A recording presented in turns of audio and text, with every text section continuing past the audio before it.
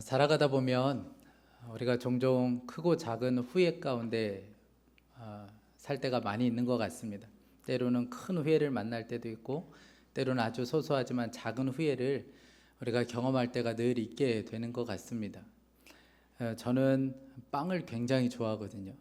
빵을 어느 정도 좋아했냐면, 아침에 일어나는 것이 너무 힘들다가도 빵 먹는다는 생각 때문에 일어날 때도 있을 정도로 저는 그렇게 빵을 굉장히 사랑하고 좋아했습니다. 근데 건강을 생각해서 빵을 굉장히 많이 줄였는데, 그러다가도 가끔씩 빵을 엄청나게 많이 먹을 때면 굉장히 후회를 하곤 합니다. 그런데 참 사람이 신기하죠.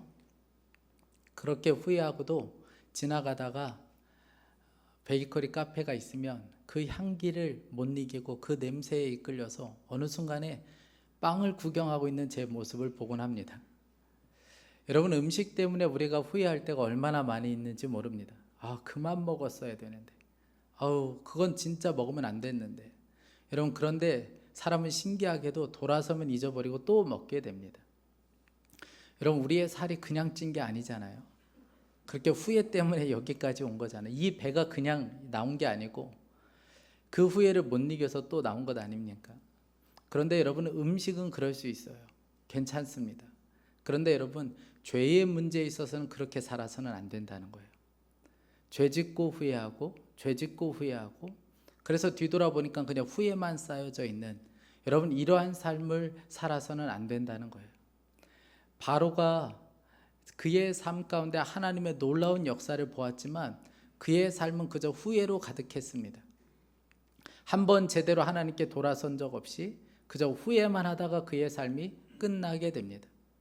오늘 9장 전체를 읽진 않았지만 오늘 9장 말씀은 지난주 말씀에 이어서 계속해서 재앙이 내리는 장면의 말씀입니다. 오늘 이 9장에는 5번째 재앙과 또 그리고 7번째 재앙까지 기록되어 있습니다. 특별히 7번째 재앙은 우박의 재앙인데, 이 재앙은 그저 우박만 떨어진 것이 아니고 불덩이도 함께 떨어졌기 때문에 그들에게는 굉장한 큰 고통이었습니다. 온 땅이 다 초토화가 되었고 무슨 곡식이며 채소며 남아있는 것이 없을 정도로 굉장한 큰 고통이었습니다. 이스라엘 백성들이 살고 있는 고센 땅 외에는 다 땅이 그렇게 초토화가 되었어요. 바로가 견딜 수가 없어서 자신이 범죄했다고 하나님께 고백합니다. 오늘 27절에 바로가 사람을 보내어 모세와 아론을 불러 그들에게 이르되 이번은 내가 범죄하였노라. 여호와는 의로우시고 나와 나의 백성은 악하도다. 바로가 자신의 죄를 고백합니다. 자신이 범죄했다고 이야기해요. 여러분, 이것만 보면 바로가 회개한 것처럼 보입니다. 그러나 그렇지 않아요. 다시 그가 상황이 좋아지자 다시 죄의 자리로 돌아가 버리고 말아요.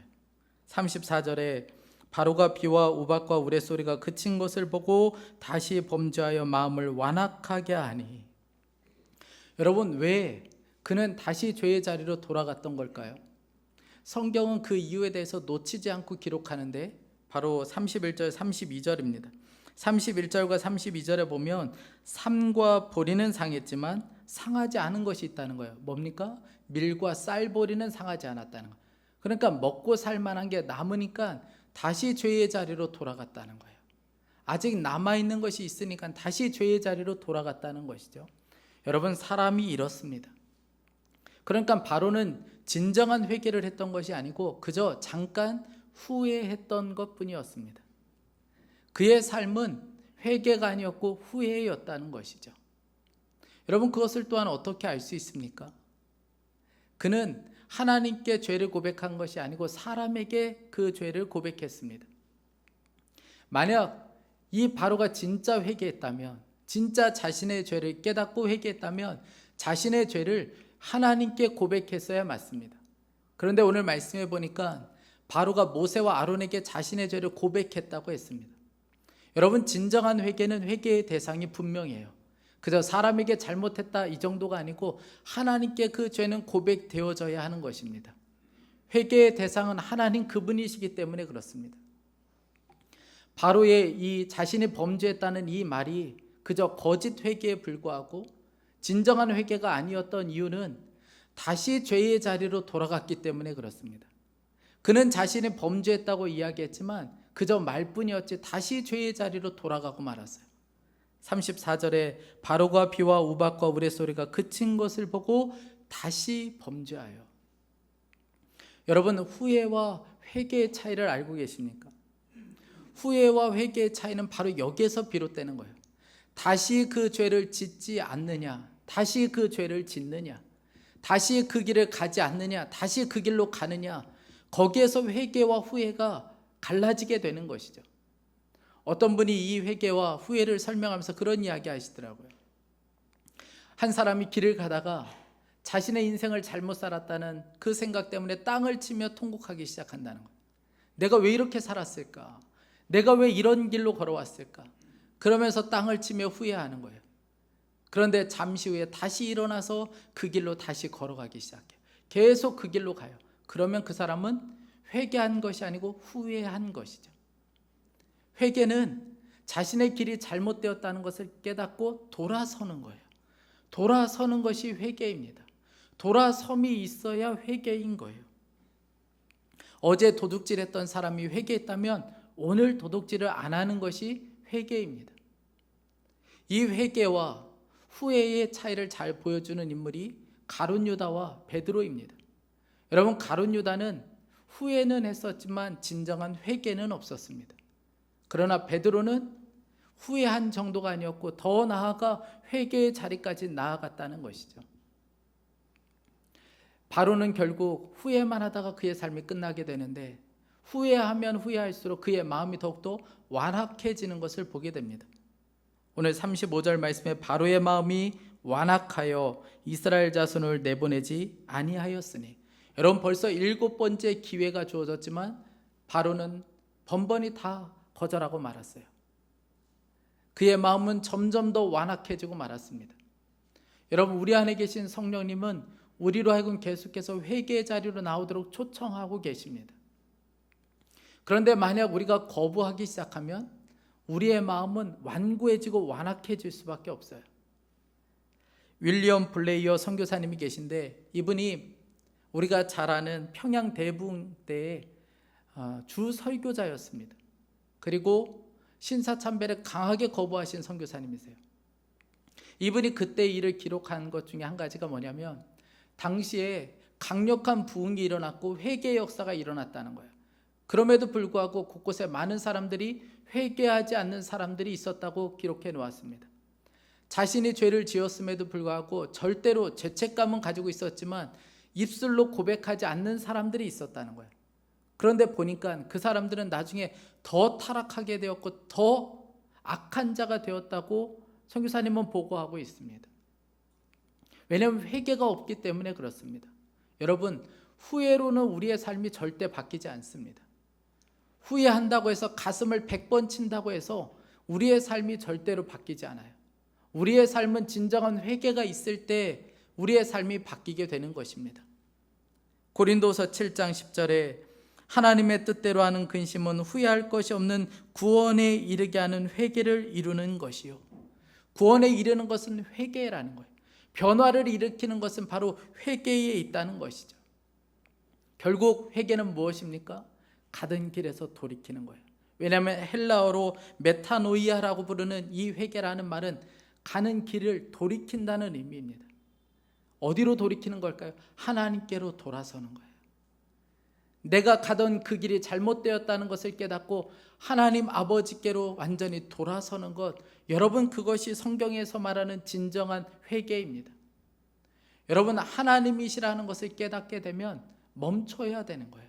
돌아서야 되는 것입니다. 이 재앙을 통해서 하나님께서 애굽 땅에 보여주고 싶었던 것은 한 가지예요. 하나님이 여호와라는 사실을 보여주고 싶었습니다.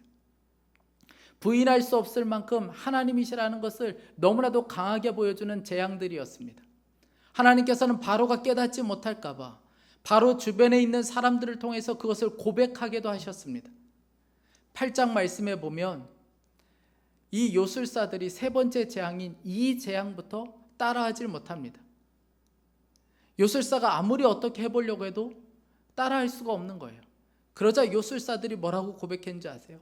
이것은 하나님의 권능입니다.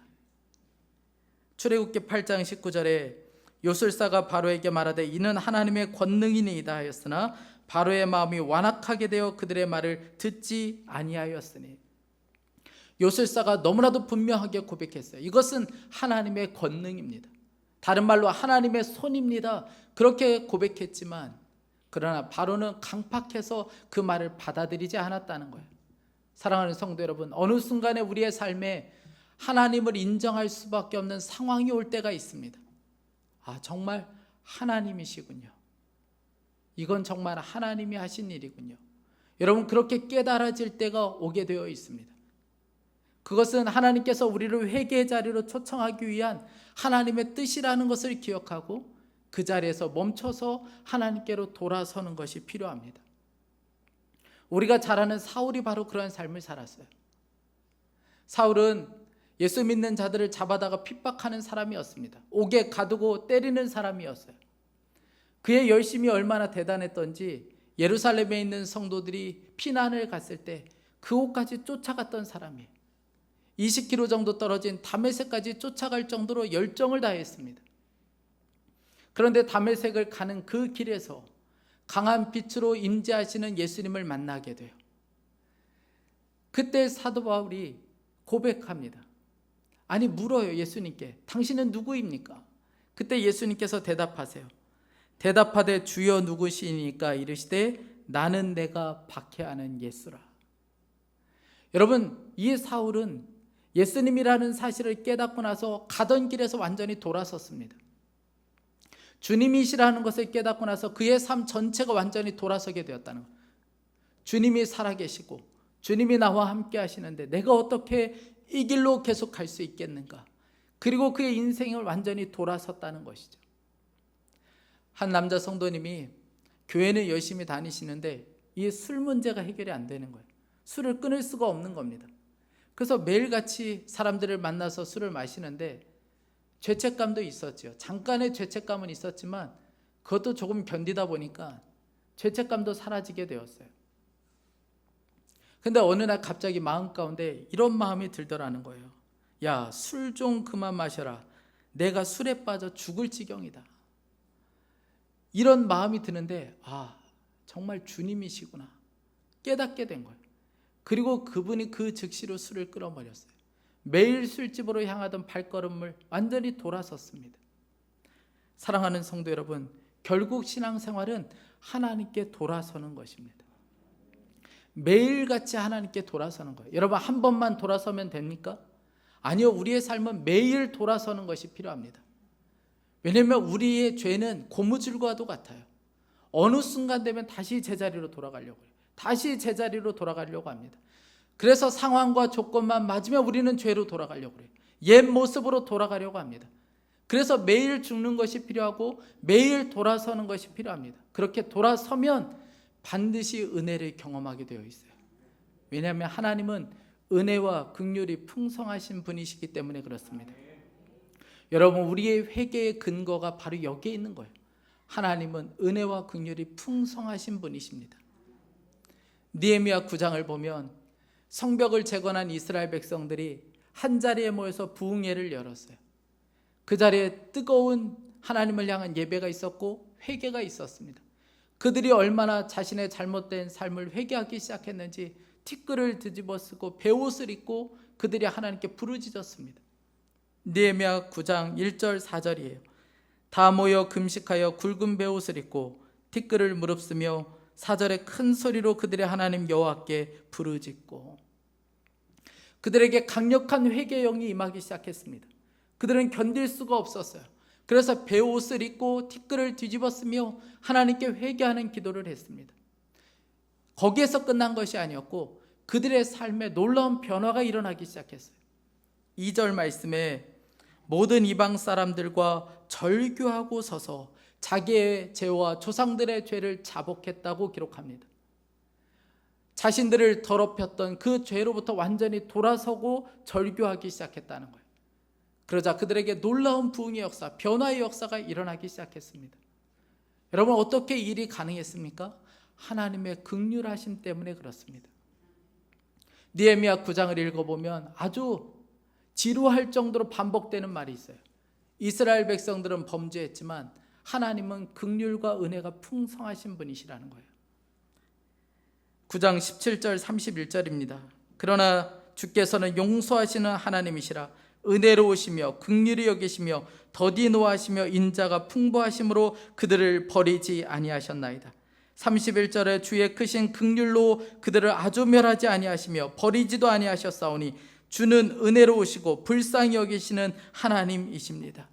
사람들은 배신할지라도 하나님은 긍휼이 풍성하시다는 거예요.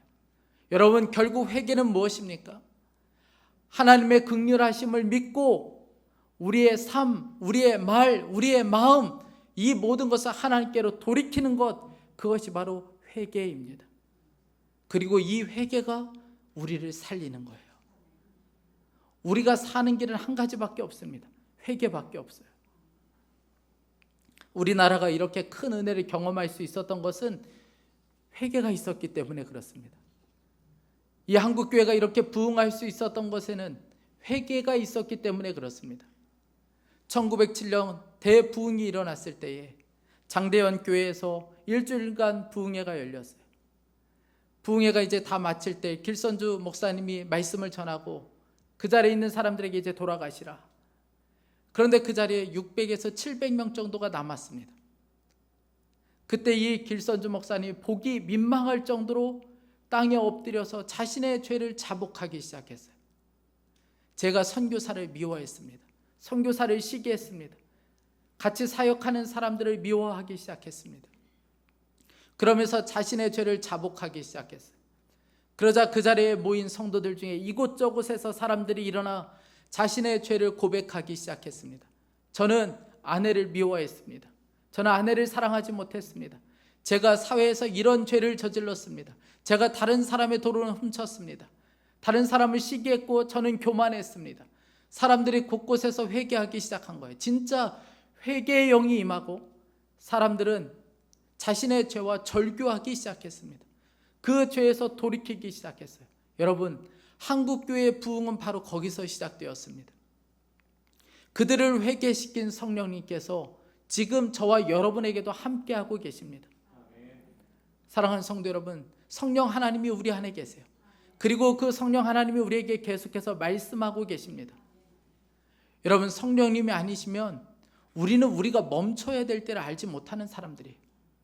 우리가 어디에서 돌이켜야 되는지 알지 못하는 사람들입니다. 죄에 한번 시동이 걸려버리면 우리는 멈출 수가 없어요. 여러분들이 다 경험해 보셨잖아요. 그것을 멈출 수 있는 분은 성령님밖에 없습니다.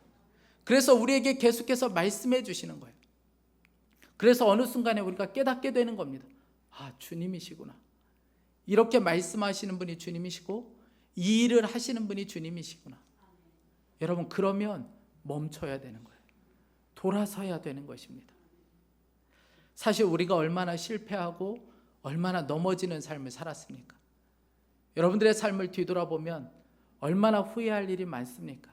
아니, 멀게도 말고 지난주만 생각해봐도 얼마나 후회할 일이 많이 있으셨습니까? 여러분, 그런데 그럴 수 있어요. 살아가다 보면 육신을 가지고 있는 이상 우리는 언제나 그럴 수 있습니다. 그런데 여러분, 중요한 것은 넘어졌다는 것이 중요한 것이 아니고 넘어졌을 때 절대로 후회해서 머물러서는 안 된다는 거예요. 후회를 넘어서 회개의 자리까지 가야 하는 것입니다. 그것이 우리가 진짜 사는 길이에요. 제가 몇 년 전에 남자 성도님들하고 한번 모임을 하는데 이제 다 끝날 때쯤에 남자 성도님 한 분이 본인이 할 이야기가 있다고 이야기하셨어요. 그런데 이야기는 하지 않고 계속 머뭇거리시는 거예요. 그래서 저희가 다 같이 기다렸습니다. 그랬더니 이분이 내가 정말 살고 싶어서 고백한다. 내가 이렇게 고백하지 않으면 죽을 것 같아서 고백해야 될 것 같다. 그러면서 지난주에 회사에서 있었던 일을 고백하셨어요. 회사에서 아마 회식이 있었나 봅니다. 회식이 다 끝날 때쯤 여자 직원과 함께 공원으로 가서 거기서 스킨십을 했다는 거예요. 가정까지 있는데. 그 부끄러운 고백을 나누셨어요. 그 자리에 있는 사람들이 다 깜짝 놀랐습니다. 저분이 그럴 사람이 아닌데 너무 다 깜짝 놀랐어요. 근데 그분이 하시는 이야기가 내가 이렇게 고백하지 않으면 나는 또다시 그 죄에 넘어질 것 같아서 이렇게 고백해야 될 것 같다. 나를 위해서 기도해달라. 그렇게 부탁을 하셨습니다. 여러분, 그 남자 성도님은 그저 자신 혼자 후회하는 것으로 끝내지 않았어요. 그 죄를 고백했고 하나님께 진심으로 고백했습니다. 그리고 그 죄에서 완전히 돌아섰어요. 그 죄를 이기게 되었습니다. 하나님께로 돌아섰고 가정으로 돌아갔고 그리고 사랑하는 아내에게로 돌아갔습니다. 사랑하는 여러분, 진정한 회개만이 살 길이에요. 그래서 에스겔 33장 11절은 간절하게 우리에게 이렇게 요청하고 있습니다. 너는 그들에게 말하라. 주 여호와의 말씀이니라. 나의 삶을 두고 맹세하노니 나는 악인이 죽는 것을 기뻐하지 아니하고 악인이 그의 길에서 돌이켜 떠나 사는 것을 기뻐하노라. 이스라엘 족속아 돌이키고 돌이키라. 너희 악한 길에서 떠나라. 어찌 죽고자 하느냐. 그 길로 가면 죽을 수밖에 없어요. 그러나 돌아서면 살게 되어 있습니다. 그래서 마틴 로이드 존스가 회개에 대해서 이야기하면서 이런 이야기 했습니다. 여러분, 자신이 죄인이라는 자각이 든다면 당장 하나님께로 달려가십시오. 그분의 자비에 모든 것을 맡기십시오. 하나님께서는 여러분을 실망시키지 않으실 것입니다. 여러분은 그분이 만반의 준비를 하고 계심을 알게 될 것입니다. 하나님께서는 오직 당신을 위해, 당신의 죄를 씻기 위해 사랑하는 독생자를 이 땅에 보내셨고 갈보리 언덕에서 죽게 하셨습니다. 십자가에서 예수님은 당신의 죄값을 치르셨고 우리를 깨끗하게 하셨습니다. 이제 당신을 눈보다 더 희게 하실 것입니다. 당신의 모든 필요를 채워주실 것입니다. 그분께로 속히 가십시오. 그럴 필요를 느꼈다면 여러분은 실천할 것입니다. 다윗이 그랬듯이 현실을 직시하는 이러한 탄식이 즉시 터져 나올 것입니다. 하나님이여, 내게 은혜를 베푸시며 나의 죄를 씻어 주십시오. 당신도 다윗과 같이 이런 탄원 기도를 드리면 놀라운 응답을 받을 것입니다. 그리고 하나님의 위대한 구원이라는 기쁨을 맛보게 되실 것입니다. 여러분, 우리의 삶을 돌아봤는데 그저 후회만 가득하다면 여러분, 그것처럼 안타까운 것은 없습니다. 여러분, 우리의 삶은 후회가 아니라 회개로 가득해야 되는 거예요. 우리의 삶은 회개로 가득해야 합니다. 세상 방법대로 살다가 주님 말씀으로 돌아서고, 거짓을 행하고 비리를 행하다가 정직으로 돌아서고, 술과 음란한 삶을 살다가 거룩한 삶으로 돌아서고, 수군거리가 비방 그 가운데 살다가 사랑하는 삶으로 돌아서는 것, 세상을 향하다가 가정으로 돌아서는 것, 여러분, 이것이 바로 진짜 회개인 거예요. 그리고 그 회개가 나를 살게 하고 우리 가정을 살게 하는 것입니다. 오늘 저와 여러분에게 이 회개의 영이 임할 수 있기를 간절히 축복합니다. 여러분들은 알고 계실 거예요. 내가 어디서 돌아서야 하는지 여러분들은 알고 계실 겁니다. 여러분, 주저하지 말고 돌아서는 저와 여러분이 돼요.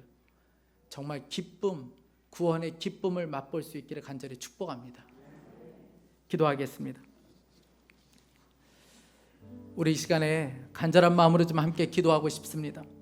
주여, 우리에게도 회개의 영을 부어주십시오. 우리의 삶이 후회로 끝나지 않게 하여 주시고, 우리의 삶에 후회만 남는 것이 아니고 진짜 회개만 남을 수 있게 하여 주옵소서. 하나님, 돌아서야 될 때를 말씀해 주십시오. 하나님, 무엇보다 주님께로 돌아서게 하여 주시고, 거룩과 정직으로 돌아설 수 있게 하여 주시고, 말씀으로 돌아서는 역사가 있게 하여 주옵소서. 우리가 사는 길로 돌아서게 하여 주옵소서. 우리 이 시간에 간절한 마음으로 주여 한번 부르짖고 기도하겠습니다. 주여, 하나님 아버지, 오늘 우리에게 회개의 영을 부어주시길 원합니다. 하나님 아버지, 우리의 삶에 그저 후회만 가득한 삶이 되고 싶지 않습니다. 오늘 우리에게 회개의 영을 부어주십시오. 하나님, 돌이켜야 될 것을 분명히 할 수 있게 하여 주시기 원합니다. 성령님, 우리에게 더 강하게 말씀하여 주옵소서. 그저 하나님 아버지, 우리의 삶에 매일 하나님 후회만 하다가 우리의 삶이 끝나고 싶지 않습니다. 하나님 주님께로 완전히 돌아설 수 있게 하여 주십시오. 하나님 아버지, 주님 비리를 행하다가 정직으로 돌아설 수 있게 하여 주시고, 음란을 행하다가 거룩으로 돌아설 수 있게 하여 주시기 원합니다. 하나님 아버지, 우리 교회 안에 진짜 회개의 영이 필요합니다. 하나님 아버지, 주여 역사하여 주십시오. 하나님 아버지, 다시 한번 회개의 영을 부어주셔서 진정한 부흥을 경험할 수 있도록 인도하여 주옵소서. 우리가 주저하지 않게 하여 주시기 원합니다. 하나님 아버지, 주님 작게 여기지 않게 하여 주시고 진짜 회개의 삶으로 돌아설 수 있게 하여 주십시오. 하나님, 우리의 삶이 그저 후회로 끝나지 않게 하여 주시기 원합니다. 오늘 사랑하는 성도들에게 말씀하여 주십시오. 성령 하나님 말씀하여 주십시오. 하나님 아버지, 성령님 말씀하여 주십시오. 우리가 어디에서 떨어졌는지, 어디에서 돌이켜야 되는지 말씀하여 주십시오. 사랑과의 관계에서, 하나님 가정에서, 직장에서 우리가 돌이켜야 될 것을 알게 하여 주시고, 하나님 아버지, 주님 고민하지 않고 돌아설 수 있게 하여 주십시오. 하나님 편으로 돌아서게 하여 주시고 말씀으로 돌아설 수 있게 하여 주시기 원합니다. 오늘 주님 말씀하여 주소서. 사랑하는 성도들에게 오늘 부어주소서. 하나님 아버지, 회개의 영을 부어주소서. 하나님 주님께서 진임지하여 주십시오. 하나님, 우리가 적당하게 넘어가지 않게 하여 주시고, 하나님 진짜 회개의 삶으로 하나님 우리를 부르시는 주님 앞에 하나님 아버지 믿음으로 나갈 수 있게 하여 주십시오. 은혜와 긍휼이 풍성하신 하나님께 우리가 믿음으로 나갈 수 있도록 주님 붙잡아 주시길 원합니다. 오 주님 붙잡아 주소서. 오 주님 만져주소서. 하나님 아버지 만져주소서. 하나님 주님 기름 부어주시기 원합니다.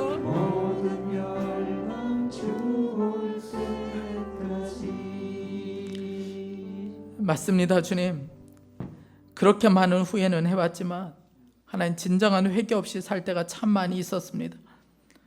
돌아보면 제 삶은 후회로만 가득합니다. 하나님, 마음이 점점 완고해지는 우리 자신을 또한 보게 됩니다. 성령님, 제게도 말씀하여 주옵소서. 멈춰야 할 때를 알게 하여 주십시오. 돌이켜야 할 때를 알게 하여 주옵소서. 주님을 인정할 수밖에 없고 주님이시라는 것을 알게 되었을 때 우리가 주님께로 완전히 돌아설 수 있게 하여 주옵소서. 은혜와 긍휼이 풍성하신 하나님이 주께로 돌아서면 살게 되는 은혜를 베풀어 주실 것을 믿습니다. 하나님, 우리가 더 이상 주저하지 않게 하여 주옵소서.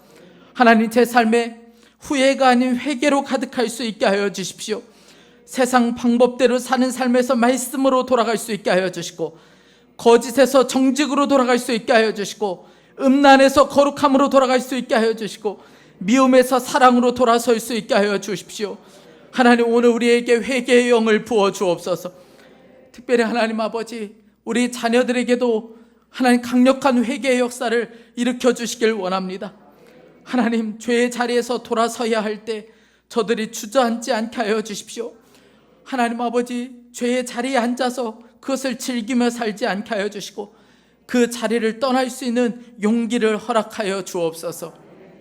하나님 아버지, 교회학교 안에 성경학교를 열게 하신 하나님 감사합니다. 이 시간을 통하여 저들이 정말 주님을 만나는 역사가 있게 하여 주옵소서.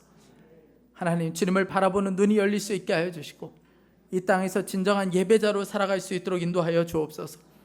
하나님, 이 땅을 긍휼히 여겨주시길 원합니다. 은혜와 긍휼이 풍성하신 하나님, 이 땅에 동성애를 합법하려는 모든 시도가 무산될 수 있게 해주십시오. 가정을 깨트리려고 하는 악한 시도가 무산될 수 있게 하여 주옵소서. 특별히 하나님, 코로나의 확산을 막아주시길 원합니다. 하나님 아버지, 어려움을 겪고 있는 소상공인들, 또 질병으로 인하여 고통당하는 성도들의 가정을 위로하여 주옵소서. 하나님 아버지, 여러 가지 합병증으로 인하여 병원에서 신음하고 있는 또한 성도들도 있습니다. 하나님, 주님께서 그 자리에 친히 임재하여 주셔서 주님 만져 주옵소서. 하나님, 오늘도 주님 앞에 예배하며 귀한 예물을 봉헌하여 드렸습니다.